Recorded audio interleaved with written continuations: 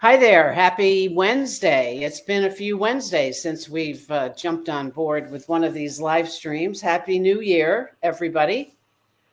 Dave and I are here to discuss topics that we love to talk about, but also things that we hear on top of mind from some of our clients and people in our universe. And one of them is the topic that we're going to talk about today. And if this is all about motivating and aligning and focusing not only yourself, but also your teams as we move into 2023. And I think the key topic, which we have featured in our blog that will be going out this week, is the topic of uncertainty.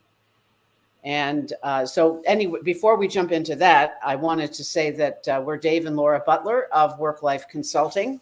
And we've had over 35 years, we won't even talk about collectively how many years of work in this space. And we certainly have dealt with a fair amount of uncertainty with our clients and with ourselves. I mean, that's life, isn't it, Dave? Well, yeah, I think uncertainty is the order of the day. It has been for quite some time, but it hasn't quite been quite as bad as it's been lately. There seems to be uncertainty around the world. We're not sure about oil price, gas prices, wars. There always seems to be stuff going on out there, but I've heard a lot from our clients lately. It used to be complexity was the biggest complaint. Everything's so complicated. Everything's so complicated. Now I hear over and over again, it's uncertain. Can't make decisions. I don't know which way to go. I'm not sure what the best solution is because things are so uncertain. By the time I make a decision, everything's changed and I have to make another decision. So as a result, I sense a lot of trepidation, I guess, fear, creeping in. People are not as bold. They're not as willing to step out and say, let's go. We need to do this. Let's go. Let's get going. They kind of go, I think, well, no, maybe a little bit. No, not that way. I don't know, which is a horrible way to try and run a business or work together with people or build a team. People need to have some kind of something to hold on to. So I think uncertainty has created an awful lot of difficulty in the world. And yeah, I agree. And just to remind people, we provide workshops and executive coaching on these topics along with several others. But our work is focused on providing the individual with the insights that he or she needs to then work alongside their teams and then support the organization overall. Right. And I think what's going on too is even though we can take a little breather from the pressure of COVID, it's still in the background. And I don't even know that I would blame, we hear stats and certainly things change all the time with numbers. But I think what's going on is the, okay, now what do we do mindset to make things, kind of grasping for that normalcy, whatever that is. And it's not there. Yeah. Whatever like normal is. Cliff. What's that? It's hard to define normal, but Yeah. there's a certain amount of normality that's tied with certainty. If I know Right. that I get in the car and it starts, I can go someplace. If I know that I want to go to see Bruce Springsteen in concert, I don't have to worry necessarily about wearing a mask or not. But everywhere you go today, it's sort of, I kind of ask myself the question, should I put a mask on? Are they wearing a mask in here? Are we going out to dinner? What are we going to do? What do we take with us? I never quite know, what the bottom line is. There is no bottom line, I guess, And is it's what also happens with uncertainty.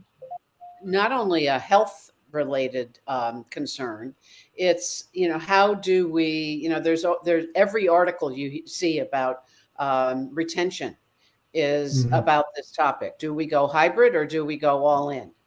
And I think there are people who are saying, that at least a hybrid method, approach has got to be the way. And also it aligns with this uncertainty and the way that we can embrace it moving forward by looking at the four uncertainty, what we feel are the major types that create this uncertainty challenge.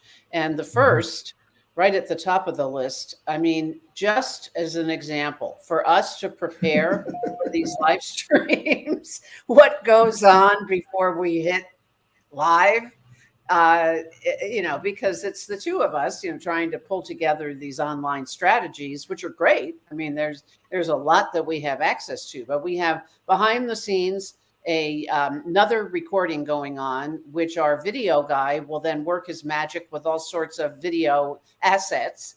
And then there's this where we're trying to be the gurus and work the technology, me,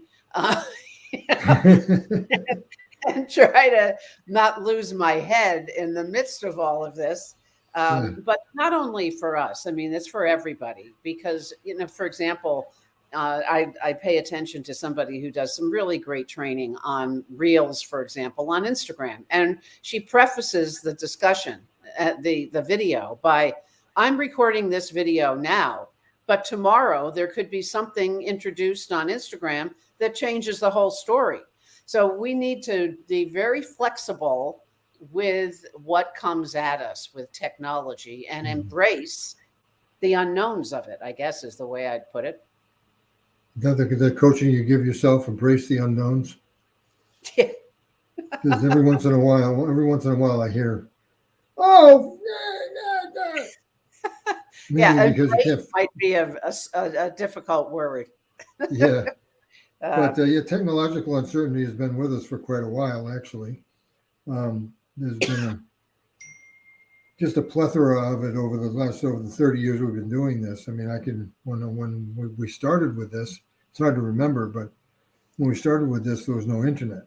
So we can really go back. So, things started to come online in 1993, 1994. I can remember, the first time I tried to log on, and there was that little thing you plugged in, and it made all these funny sounds, and hopefully it did this something. And I mean, I had no idea what I was doing. I just, fooled around with it. But even back then, I think people were struggling with just trying to turn the computers on and trying to figure out what are we using today? How do I get my printer to work?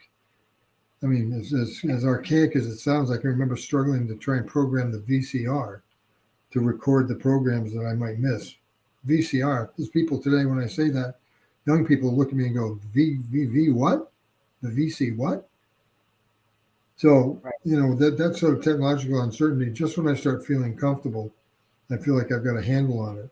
Something else comes along and there's another upgrade, and all of a sudden the button's not in the same place. And, that kind of technological uncertainty can make people feel, I think, for me, I guess the word I would use is incompetent.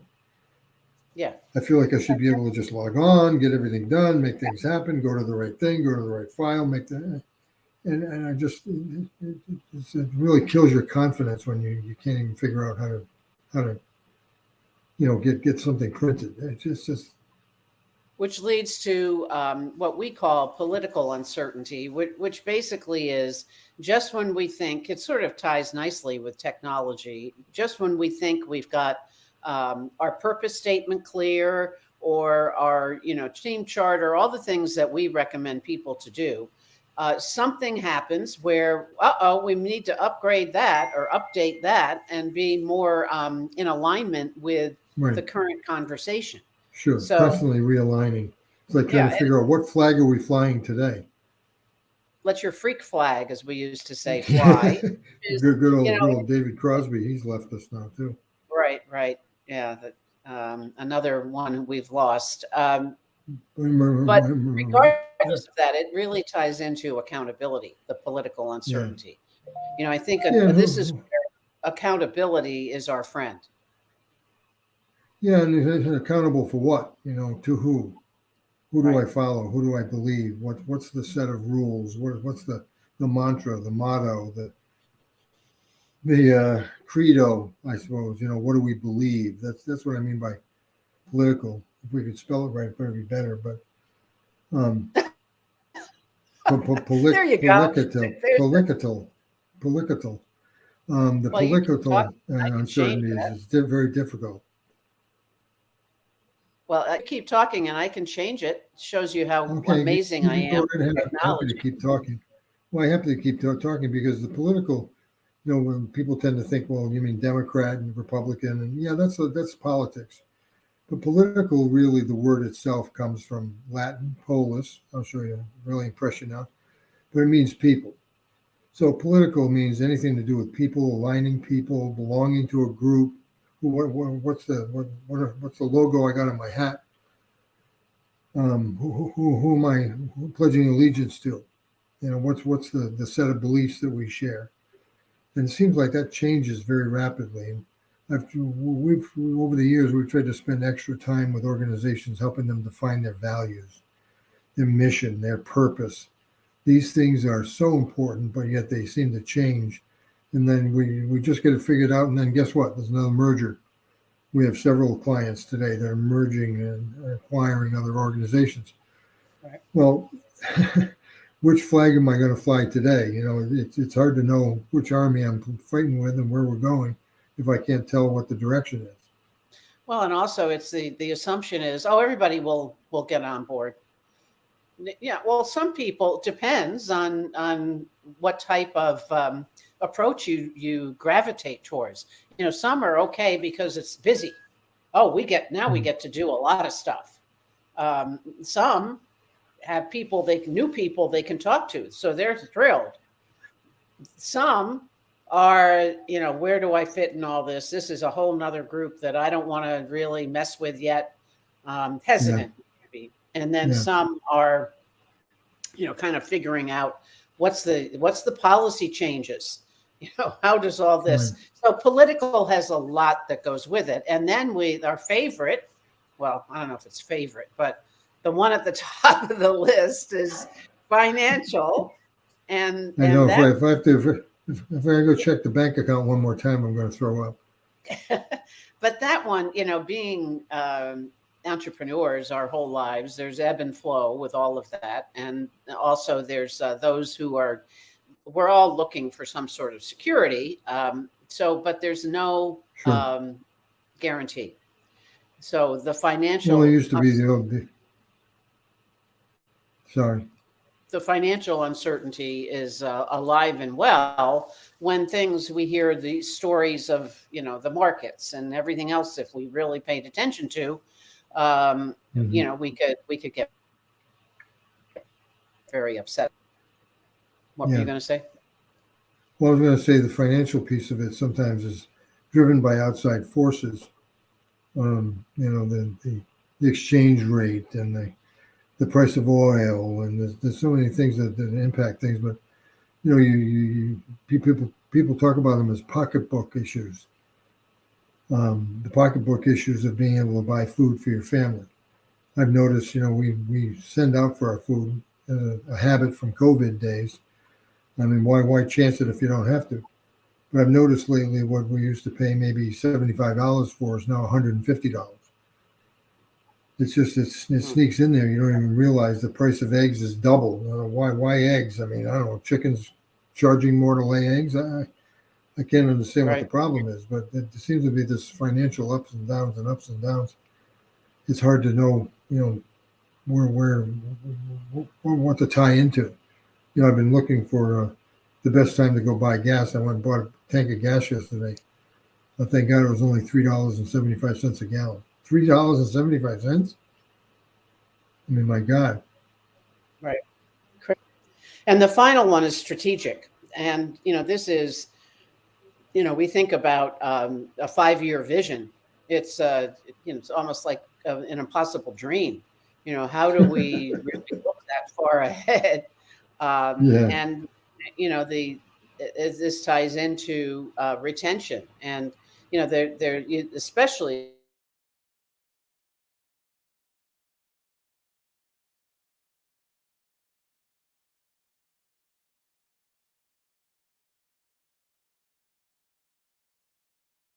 we'll just keep talking. There we go.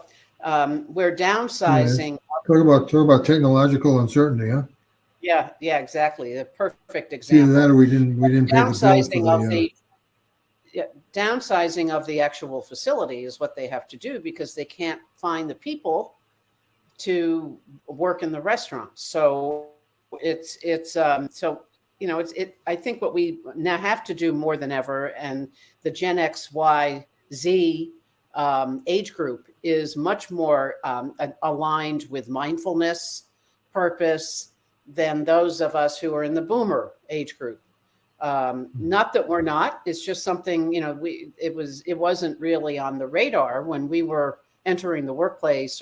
So now to have that as a possibility is I have to be aligned with something that means something to me. So as we boil these four up, when we look at technological, political, financial, and strategic, how can we help? We had said that this would be a discussion of how to focus not only yourself, but your teams.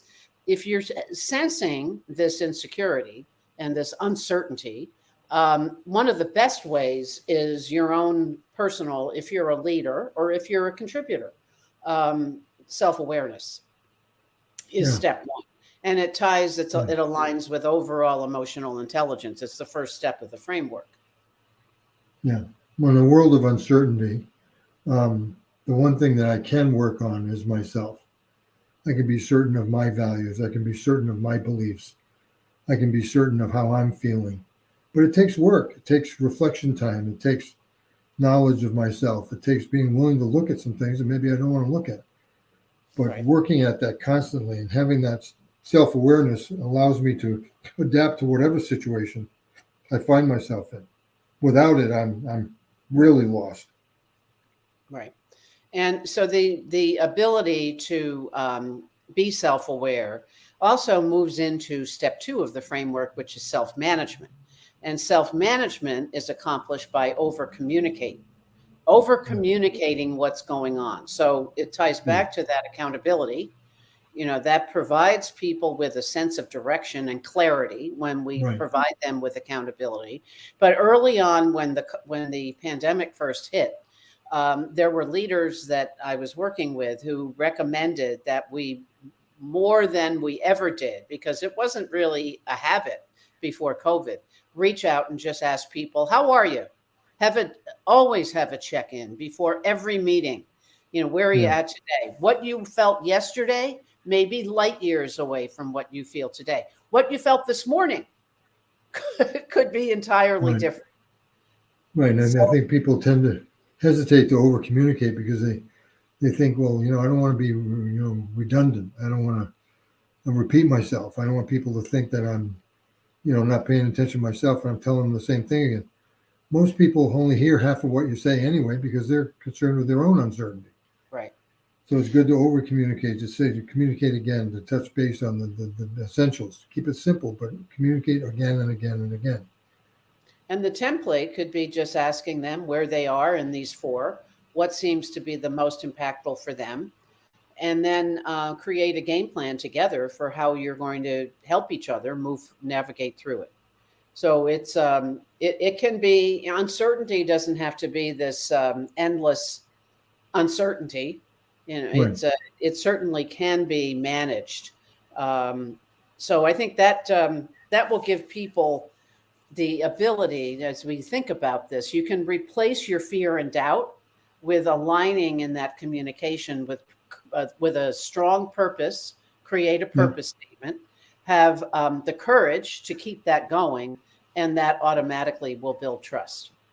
Yeah, and I think this is where things like the vision and the mission and the purpose become so critical, not just to have some fancy looking thing on the wall, but something that people can really relate to. Right. Really make it come alive. What's that vision look like? What's it feel like? What's it smell like? What's it taste like? What's it like to be there? What's it going to look like when we get there? How am I going to feel? I mean, really try and make it come alive, because that's what gives people a sense of some certainty, even though what surrounds them may be uncertain. The more they can feel that there's a certainty towards our end goal, so to speak, it seems to at least assuage the feelings of uncertainty for a while, until I over communicate again, and we'll do some work on being self-aware. So with that, thank you for either joining us live or being a part of the replay. please let us know which one of the four seemed to be the most impactful for you. Let us know how we can help. And we will close our session, as we always do, with our good friend Elliot Lewis, elliotlewis.com. He's written a terrific song called We're in It Together. And I think regardless of how much uncertainty is out there, we are certainly in this together. So till next time, it's great to be back too. I think we'll keep these going. And we're always happy to hear from you about topics you'd like us to discuss. It's See my you next favorite. time.